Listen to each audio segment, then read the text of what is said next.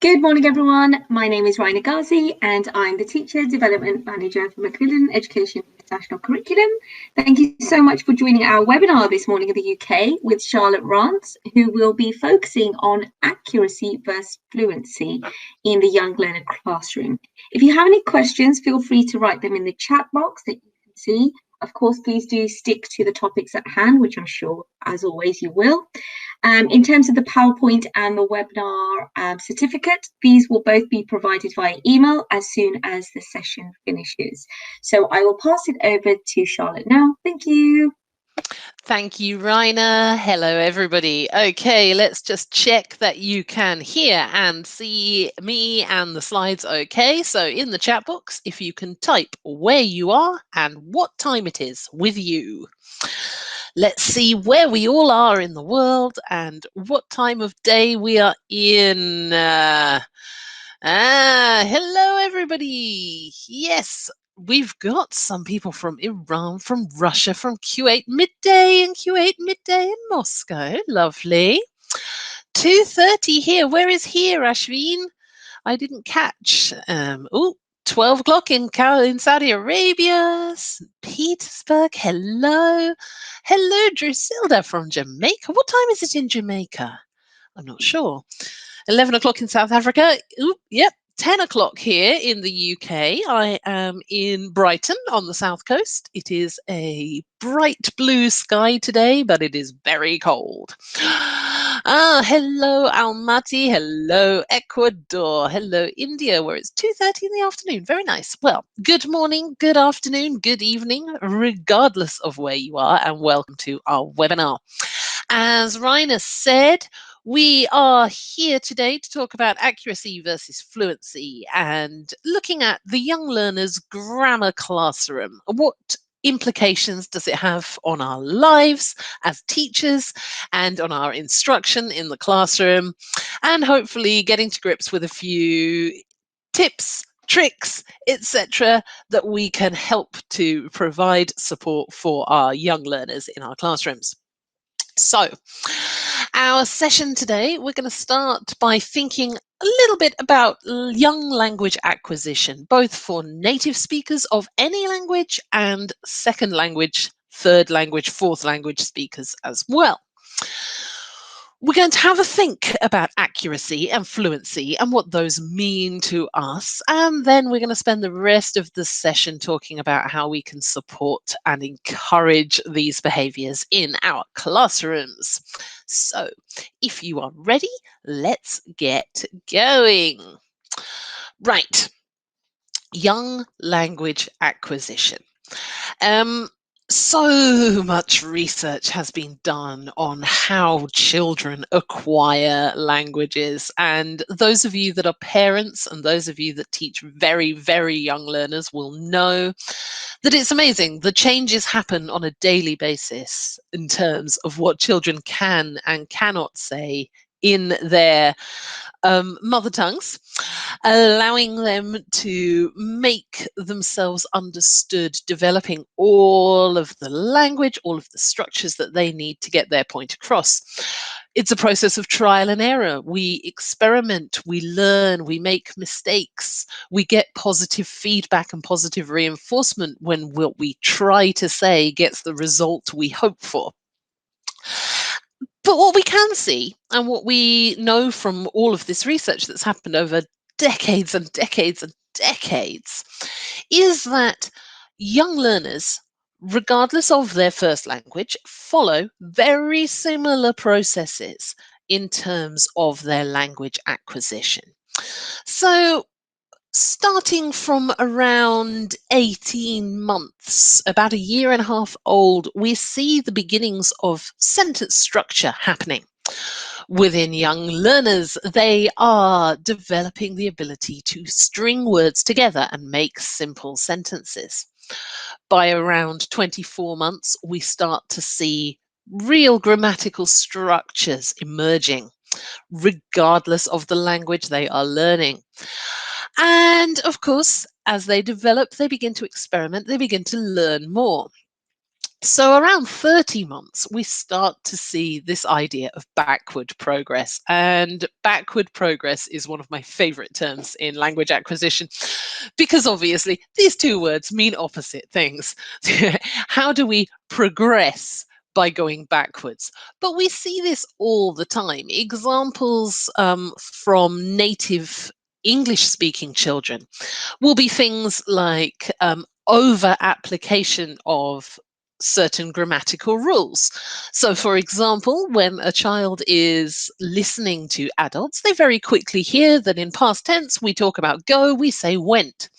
And you'll find very naturally that children in England will start to use the word went when they're talking about the past. But of course, then they learn that we add ed to talk about the past as well. And as we start seeing them going to school, going to nursery, and they start learning rules and applying rules, we see an over application happening. So a child might spend Wednesday using went perfectly correctly, but by Friday they've started saying wented. And yes, as we can see from Marjorie's comment there, it's all about the way that the brain works. We learn a rule, we want to apply it to everything. But of course, what we do see is that throughout the school years, those basic foundational ground working acquisitions that we have as very young children get expanded on, get mastered.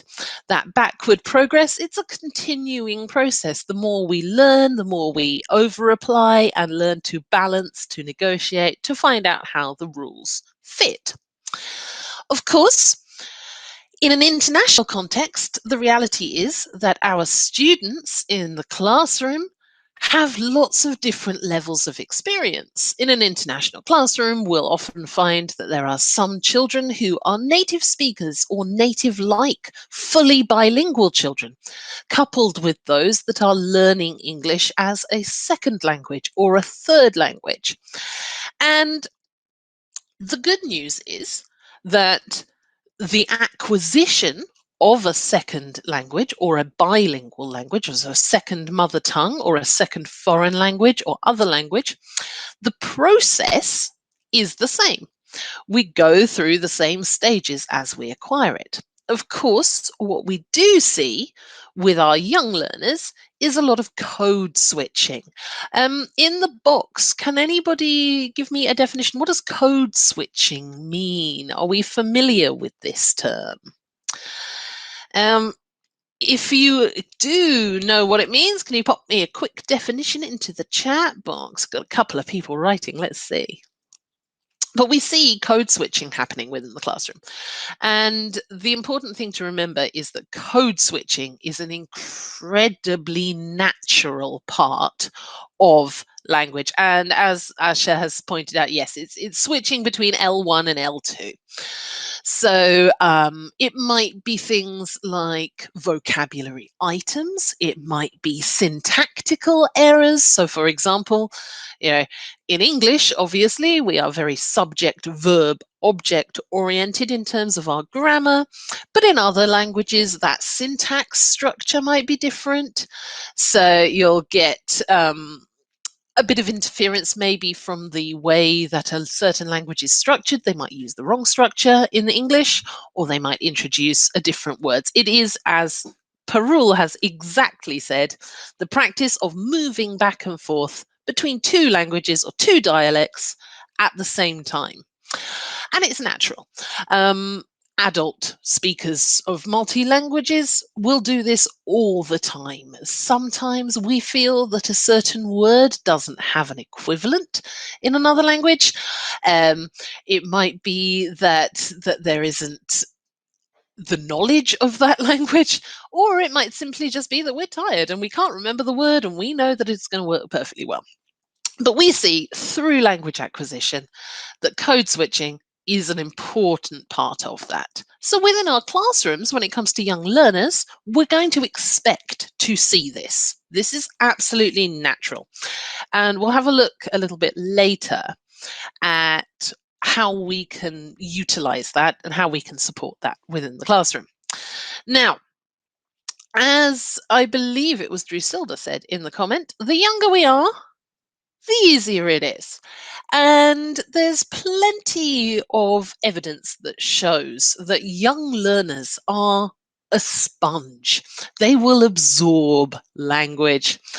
Um, an interesting experiment was conducted back in 1989 in the US, and it was an experiment that was conducted on a number of adult Chinese and Korean speakers within the US. All of these people had acquired English at different ages. So some of them were native speakers, some of them were bilingual Korean English speakers, others had learnt English later in life. And the experiment involved providing the learners with a number of different sentences, some of which are correct, some of which are incorrect, as we can see in this example here. Now, what the evidence showed is that the people who studied English younger were much more able to quickly and accurately identify what was good English versus bad English or incorrect English than those who studied later. The key quote here: the age of arrival in the US was a significant predictor of success on the test. The learners who became the earliest speakers achieved the highest scores on the judgment task. Those who began later were less likely to judge those sentences correctly. Now, what does that mean for us as teachers of young learners in a multilingual classroom, in a non-native English context? Because as we say, in an international school, we've got a whole variety of students. What it means for us is that the best way to support young language acquisition is to model and use the target language, whilst simultaneously providing guidance as teachers and supporting our students through that passage.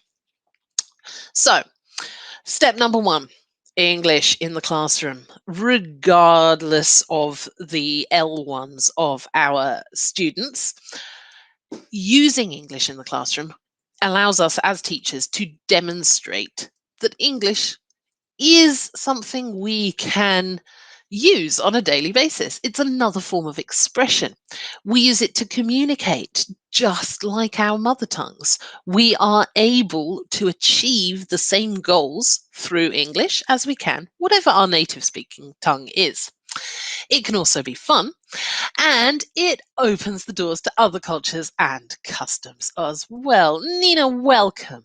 You are not late. You are exactly on time for yourself. Welcome. It's lovely to see you. Okay, so let's have a think about the three things that we know for sure about young learner acquisition. As we said, young learners follow a specific pattern of grammar development. We start as native speakers, whatever our tongue is, in positive sentences. We then learn to negate. We start adding in no. No becomes not. Not becomes all of the different negative forms that we might see. But that process is a fixed process. What varies is the speed at which children achieve those steps.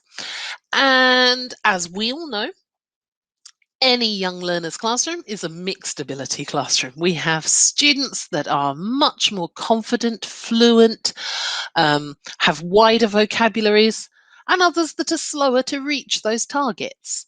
The key thing to remember is that process is a natural process, and they will move through it. It's just some will advance quicker than others. To support this in the classroom, we need to encourage as much play and experimentation with language as we possibly can. And of course, context is key. And we're going to talk about context quite a lot shortly. The second thing that we know for sure is that while we have stages of development that are very clear, the edges of those stages are a bit more blurry. It's not a linear process. As children develop their language acquisition, they move back, they move forward, they move back again. They may be accurate in one area one week, but they might regress a little bit the next week. Those stages merge together. It's not a clear cut, I have finished stage 1, now I am on stage 2, stage 3, stage 4. We move between them, depending on topic areas that we're talking about, depending on our mood, the time of day, all sorts of different things. It's not a direct linear process. In the classroom, of course, this means that repetition is key to success. We need to make sure that we are providing as many opportunities to revisit language as we can. Setting the same task, but in a different way across different lessons. The third thing we know for certain about young language acquisition is that the learning that takes place is much slower. It's a much slower process than it is with adults. Adults acquire language more quickly. If you, for example, take a family, let's take a Japanese family and move that Japanese family to London. If all of the members of the family started with 0 English, what we would see is that the adults in the family would start learning and using that language very, very quickly, whereas the children would take more time. But what we know for certain is that those children will learn that language in a much deeper, more natural way than the adults will. So that learning may be slower, but the knowledge becomes more intuitive. It becomes more natural, more personal to them. Understanding comes before use. The knowledge that children have in their heads is much wider than the language that they are producing orally or in terms of their writing. They know more than they can show they know. Yeah, I think that's a great point. Like, differentiated learning to teach students. Yes, it's all about providing language and encouraging children to do what they can as much as possible according to their level of comfort or according to their depths of confidence. Now, here is something that I like to think about quite a lot. It's my accuracy fluency metronome. It ticks between the two. Tick, tick, tick, tick, tick. Let's start talking about accuracy and fluency by defining them. What would you say is the difference between accuracy and fluency? Can you pop your ideas in the chat box?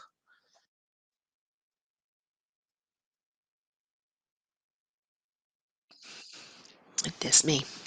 Let's see, we've got lots and lots and lots and lots and lots of little typing names that I can see at the bottom of my screen. So what do we think is the difference between accuracy and fluency? Let's see. I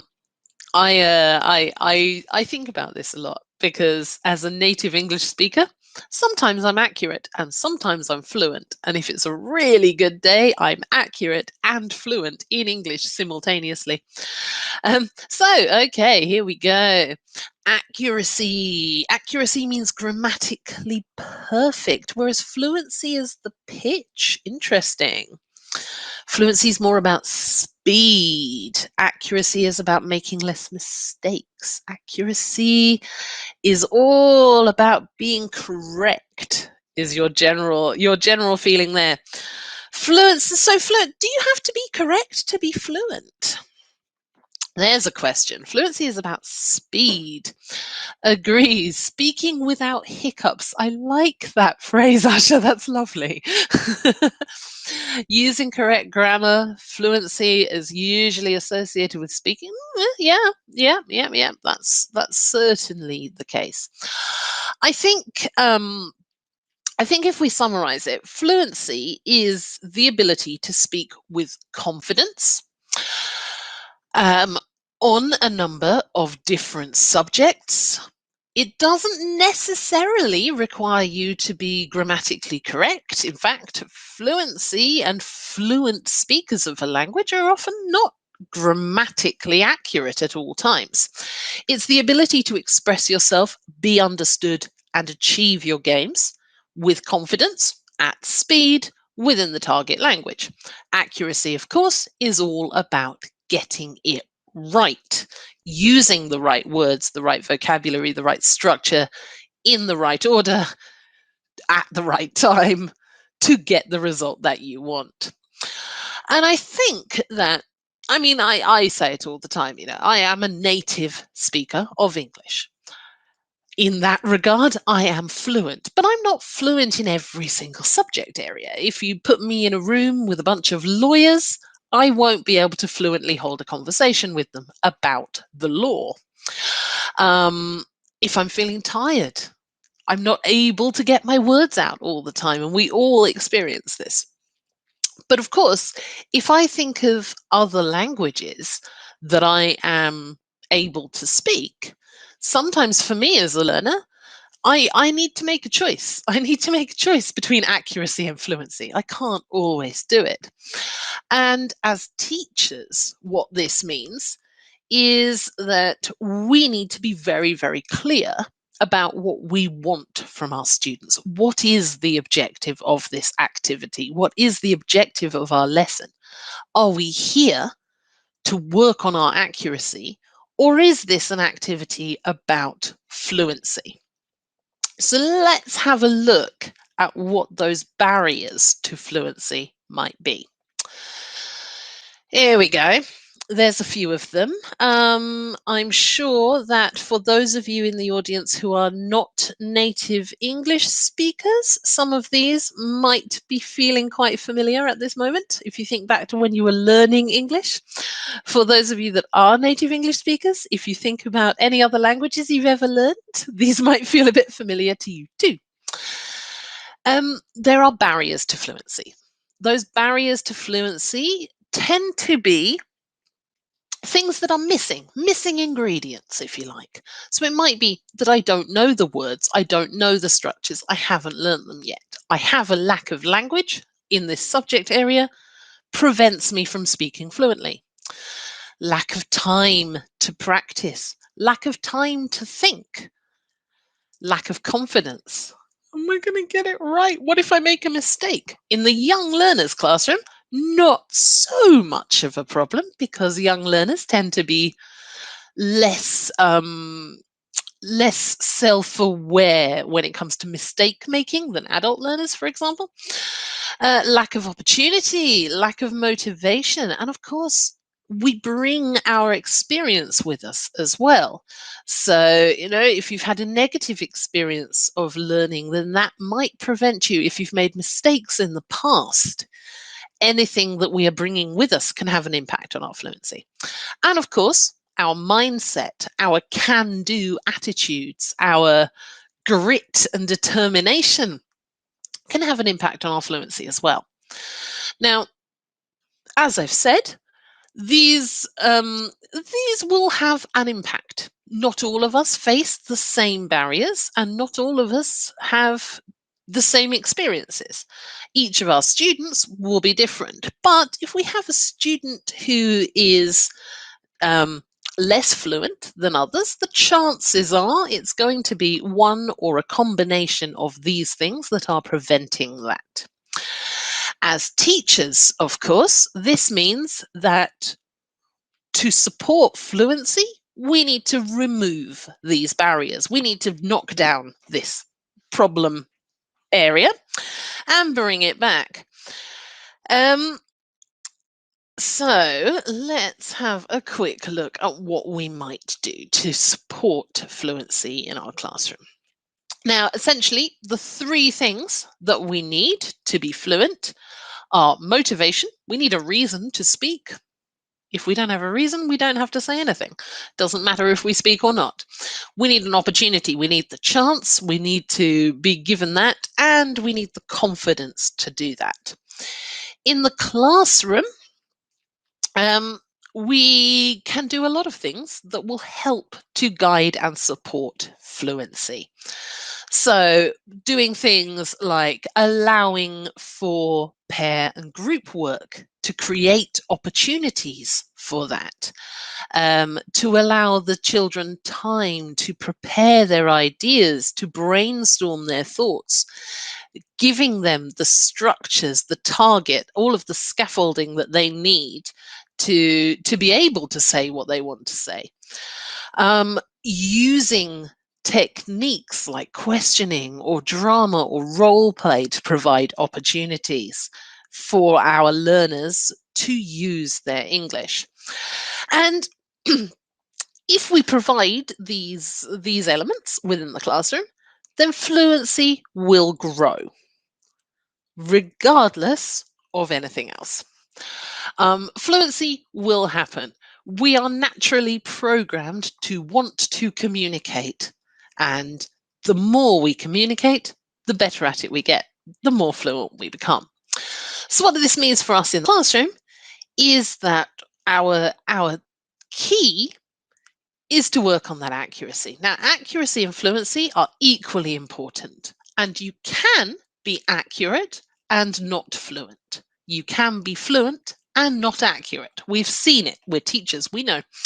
We've seen these students who are very, very accurate, but who cannot have a free flowing conversation with someone.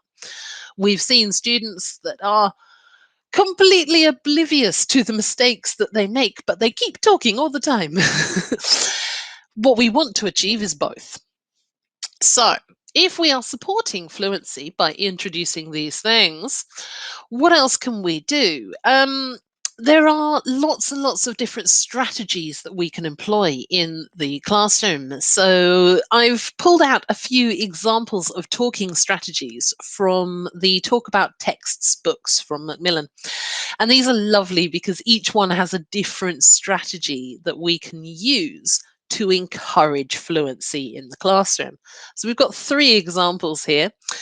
Think aloud. So, as a teacher, demonstrating your thinking process, encouraging them to process the language and allowing for time to learn. Modeling that behavior and encouraging your students to think out loud at any point during any lesson to make those connections, to share their ideas. Peer questioning is always a great motivator. Allowing the students to create their own questions, to talk, to discuss. It's really motivating. You get the ownership of it. This is my question. I thought of it. Now I'm going to ask it. It's a very personal experience for the children. And of course, my absolute favorite, and I'm sure some of you have tried this, think, pair, share, which if you haven't tried this as an activity, I guarantee you will increase the number of students that put their hand up. It increases the number of students that give you accurate answers. And it's a really great technique for encouraging students to work fluently because essentially it allows processing time mentally in the think section. And while we're thinking, we're not talking, we're not writing. Maybe we're making notes, maybe we're doodling, but it's all about thinking. It's all about getting as many ideas as we can. The pairing exercise, of course, gives us the opportunity to experiment, to try out those new ideas in a safe environment between our friends, between our classmates. Before, of course, then we come to the sharing, which allows for the children to say, after all of that practice, what it is they've been talking about. So if you do want to get more fluency, try a few of those. Now, let's bring it back to accuracy. Number one thing that we need to maintain when we are teaching new language and encouraging students to use it is context. Context is everything. Without context, without a background, grammar is meaningless. There is no structure, and the English language, of course, is a nightmare to learn. As all of you will know, the past tense doesn't mean we're talking about the past. Um, there is no such thing as a future tense, and without context, we can be misunderstood a lot, even as native speakers. So, context helps us make sense of grammar. It helps us understand how language is used. And for children, the how is the most important thing for us to learn. I'd say for adults too. How we use the language, why we're using the language, that is the most important thing we're going to learn about it. Context helps us make learning memorable. And of course, when it comes to context, the clearer and simpler that context is, the better. And very, very most important thing, one lesson, one context. Why? Our young learners are still developing their brains. They don't have the same ability to imagine, to empathize as adults do. They haven't developed fully their ability to put themselves into an imaginary situation. As children, we are still very much focused on the real world that surrounds us. Ideas, imagination, empathy, these skills are growing and we are developing them and we are practicing them and we're learning them in the classroom, but we have not yet got the fully developed brain capacity to master these things. So, as much as possible, when we're setting context around language, we need to make sure that that context is clear, that it applies for the whole lesson, and that we are able to connect with the children on that. It should be recognizable to them. We can't imagine something we have no concept of. So, why do we implement context? Those are some very good reasons. When do we do it? Well, for teachers, there are 3 times where context gets introduced. As a teacher, usually, most of the time, when we're setting context, we'll do that at the beginning of the lesson. And when we talk about context, we need to remember that a context is an idea, not a subject area. So, conjunctions is not a context, but conjunctions are and can be used in any context. So, for us as teachers, we just choose something. Our context, for example, could be the park, and our subject area is that conjunction practice. So connecting sentences together with and, but, because, etc. When do we set that context? Well, most commonly, as we've said, at the beginning of class. We'll start our lesson by showing a picture of the park or talking about the park with our children, and then we will introduce the grammatical subjects. Of course, we might also use a flipped classroom model to set our context. So we might send them a video to watch at home before the lesson, and that video will set the context, allowing us then to start our lesson with that context already fixed and with the students having some ideas around the topic. The third opportunity for setting context is, of course, when we need to. And we have, I am sure, all experienced the joy of young learners asking questions we did not expect to answer today. Children are curious. Children think in different ways to adults quite often. And we often find as teachers that we might need to, on the spot, answer questions we did not plan for or predict. I'm sure that many of you have had this experience in the past. But of course, whenever we do that, we need to contextualize what we're teaching. So as teachers, we might set the context at the beginning of class, we might set the context ahead of the class, or we might find ourselves in the middle of the classroom having to apply a context in the spur of the moment, reacting to what our students have done or said or asked. What does that actually mean? How do we actually do it? Well, context setting in a young learner's classroom is very much a multisensory experience, let's say.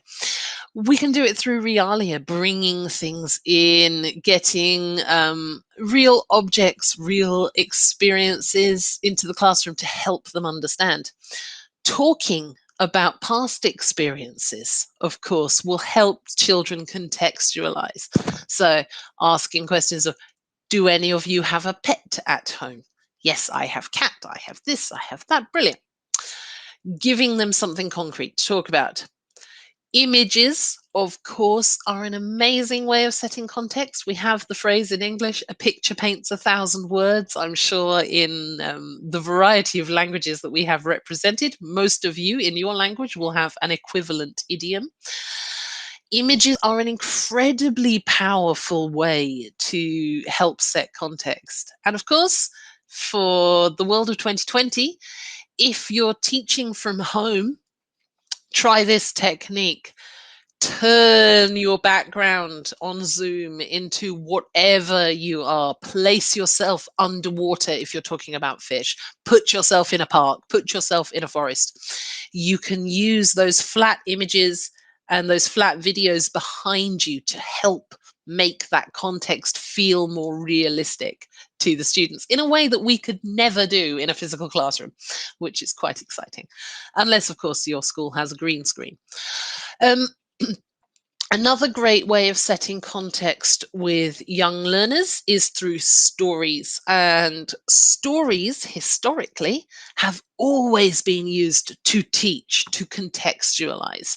As humans, way back in cave times, we had stories to teach, and we had stories that set a context. And to this day, most effective way of doing it. And then, of course, video will also help. And if you are using a blended learning model, then don't be afraid to send those videos before class. Allow the children to experience what they're seeing. Give them a bit of a head start, as it were, ready for the lessons as well. Now, that's the how of setting context. Let's have a look at this realistically. So here is an example from a book called Grammar Rules 2. So Unit 10 there, and in this book, in this chapter, the topic area is being and having verbs. So this is AB, it has, it is, etc. sentences. Practicing those structures. The context, of course, is bees. So we've used an image of the bee, we've got all of the labeling, all of the vocabulary is there, and we're using talking about bees to practice those being and having verbs. Again, you might use the honeycomb as your background. Where am I? I'm in a beehive hanging out with the queen. We might watch a video about bees. We might read a story about bees. All of that will set the context, which allows us to teach the grammar point. But remember, the grammar point in and of itself is not a context. Every grammar point needs to be framed within a subject that we can talk about and we can demonstrate. Okay, so a little question for you all. Up on the screen, we've got some key language terminology, our jargon. As literacy and language teachers, these are some of our most important words. I have a little poll for you, so I'm going to pop that up on the screen now. I'd like you to have a look at this question. Do you use grammar terminology when teaching young learners? And you've got 3 possible answers there. So have a look at those 3 choices and pop your answer in the box. In a moment, I will share that result with you. Yeah, some of you, if you can't vote because you're on a mobile, that's fine. Just pop your answers in. So we've got a couple of 2s coming through here, mostly 2s, mostly 2s. Some of them, there's a couple of no's, a couple of 3s. Yep, I'm just going to give it 30 more seconds for those of you that want to click on the poll to answer. We've got, 34% of you answered, 36%. Well, let's see.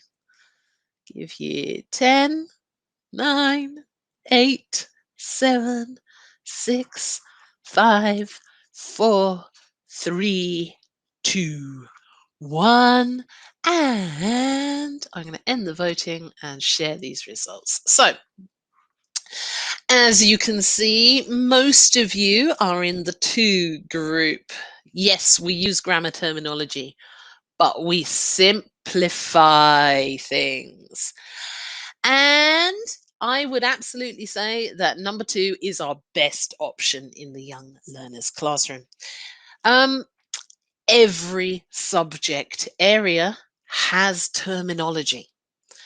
In mathematics lessons, we teach words like addition, we teach words like subtraction, multiplication, times, minus, all of these key words that belong to mathematics. They are the language of mathematics, and the same thing applies in science, in art, in music, in whatever subject.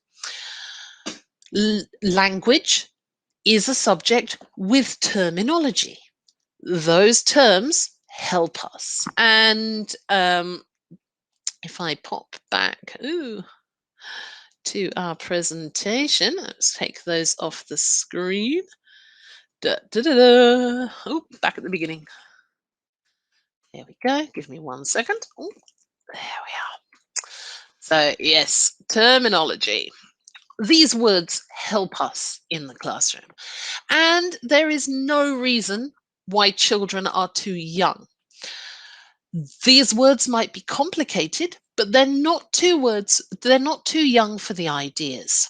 And going back to the wonderful book Grammar Rules, the author Tanya Gibb in the Teacher's Guide had this to say: all subjects have terminology, including maths, visual art, music, science. Without terminology, students and teachers are limited in their capacity to talk about the language of a text.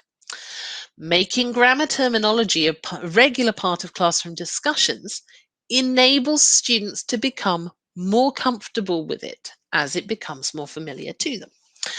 Now, most of you, said, yes, I teach terminology, but I simplify things. And that's always been my route as well. It's the way I learned when I was in school. We don't necessarily have to teach the phrase conjunctions. We can talk about linking words or connecting words. We don't have to talk about verbs in terms of, we don't have to use those words. We can talk about doing words, thinking words, feeling words, being words, etc. We can simplify the idea.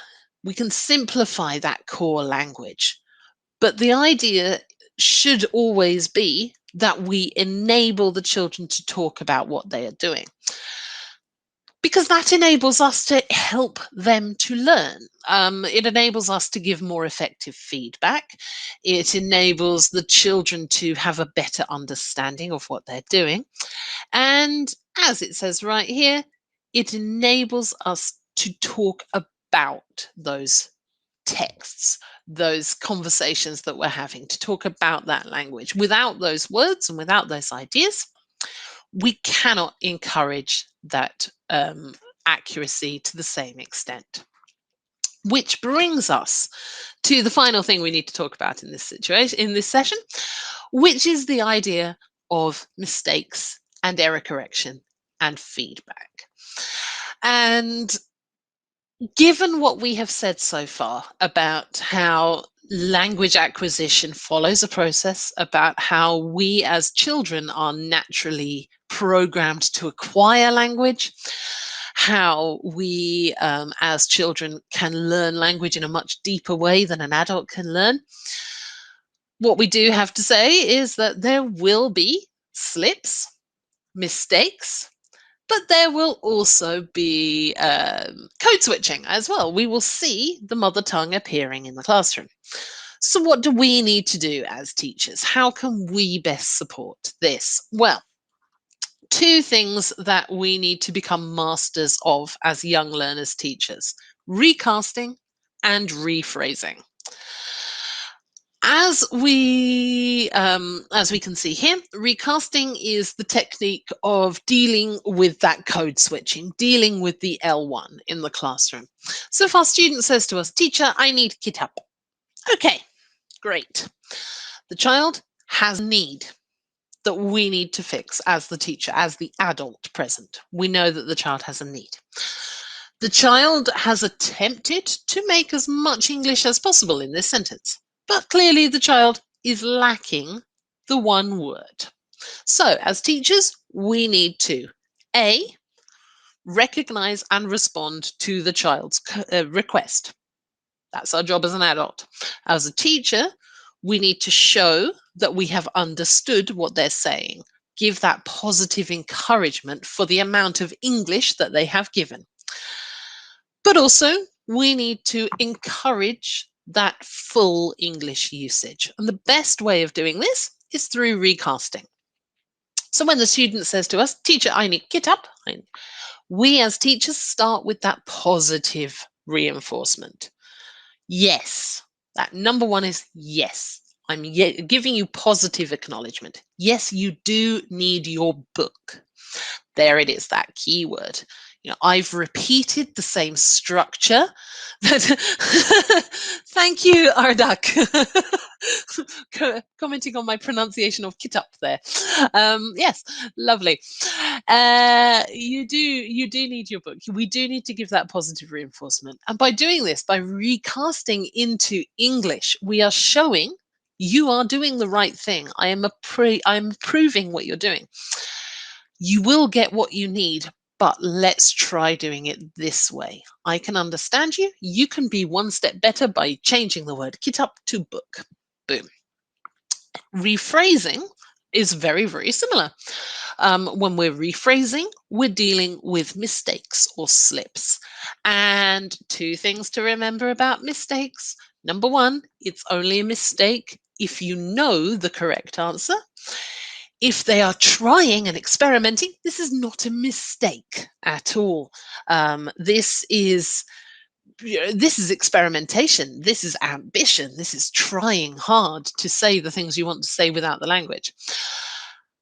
Most mistakes the young learners make, they are slips. They have a lot of information in here, but they have more information in here than they can get out. So when we're rephrasing, the key point is our tone and our intonation. So when the child says to us, "In the story, crocodile goed to the park."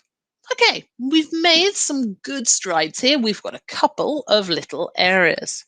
So again, with the rephrasing, positive reinforcement. That's right.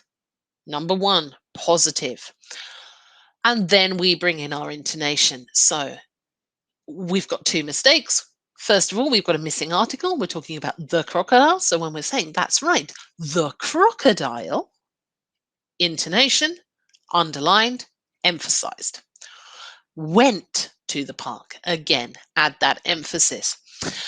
And of course, as Faradunisa has said, beginning with the positive response encourages the learner to try. It registers faster. Absolutely. It's a lot more of an encouraging behavior.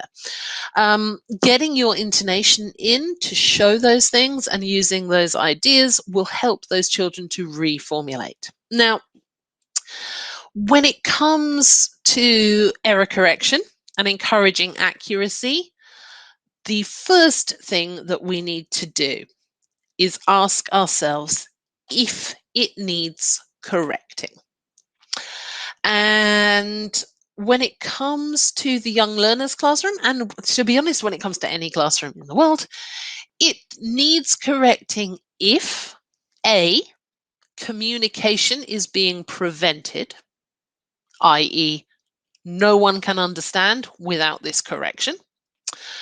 Number two, if we are focused on accuracy. If we answer yes to either of those questions in the moment, then we should correct. If the answer to those questions is no, then as teachers, our best strategy is to make a mental note of what the children said, what the mistake was, where was the problem, and pop it in our back pocket. Come back to it later, collect them up, revisit at another time.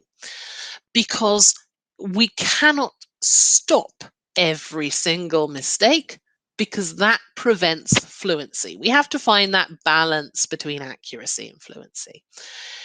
How accurate do I want my students to be? How fluent do I want my students to be?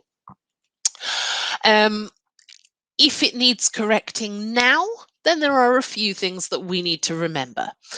Number one, as we've said, be positive, give praise, positive reinforcement. They are making an effort to speak in the classroom. They're making an effort to use this new language. We need to reward them for that. So positive and praise. Gestures and facial expressions are very, very useful. We can use that to help the children identify where their mistakes are. We can show them visually, like, yeah. We can ask questions to the rest of the class using our faces. Important thing to remember, in 2020, realistically, a lot of us are teaching online now, and on a screen with 15, 20, 40 faces. As a teacher, some of those visuals and those gestures may not get noticed in the same way that they would in a regular classroom. If you're teaching online, if you're teaching a lot online, it's very, very useful to consider a pause signal for children. So, you want them to stop saying what they're saying, but just for a minute. So that might be, make it, how do I do that in the camera? There we go. Let a P signal, like a timeout. You don't want to be stopping them by saying that, because that's fairly abrupt. But if you can give them a little signal, it could be visual, it could be a noise that will indicate that actually, hang on, there's something we need to correct here before you continue. Always a good way. Always get the children to repeat the corrected sentences. Whether you are recasting or rephrasing, the validity of that and the usefulness of that will depend on that child repeating the corrected sentence back to you. Children are all crazy. We know we're not necessarily going to get them to do it every single time, but if you aim for that, sometimes you're like, okay, right, fine, the child is not going to say that. It's like, I forgot my kitab. You forgot your book. Yes, my kitab. Okay, right, I can go 5-10 minutes having this conversation, or I can just say, okay, for now, we'll put it to one side. But as much as possible, get the child to correct. And finally, in terms of the top tip for correcting errors, make sure that they are checking understanding through examples. Get them to give you as many examples as possible to show their understanding. All right. So we are pretty much at the end of the session. We've got a little bit of time for questions. And if you do have any questions, feel free to type those in the chat box. now, and I will try and answer as many as I can. Oh, and you are all so kind, really. All of these nice words that you're typing in the chat box. So much love. Couldn't do it without you. Really, you can only be a good presenter if you've got a good audience to have there. So yes, lots of technical questions, which I will allow Rainer to talk about in a moment. But yes, you do get the PDF, and there is also a recording, so you will be able to see this. Lots and lots of thank yous, thank you, thank yous. You're all amazing. Thank you. Give it a couple of seconds just in case you do have any questions. Seems like no questions. So I'm going to hand over to Rainer, who will give you a little bit of information about upcoming things and follow-up information regarding the session. Thank you all. So much. I like the singing there, Charlotte, as well. It's quite melodic. Thank you so much to Charlotte, as always, for a fantastic webinar, and also for the session itself. If you would like to know more about us, please do feel free to visit our website, and of course to know more about our upcoming webinars, and also do follow us on social media. If you have any questions about our primary resources, do also email and let us know. And also, just as Charlotte mentioned as well, the PowerPoint and the CPD certificate will be made available by email as soon as the session. So just to say thank you so much again to Charlotte, thank you so much to the attendees as always, and we look forward to seeing you joining a session soon. Take care, bye.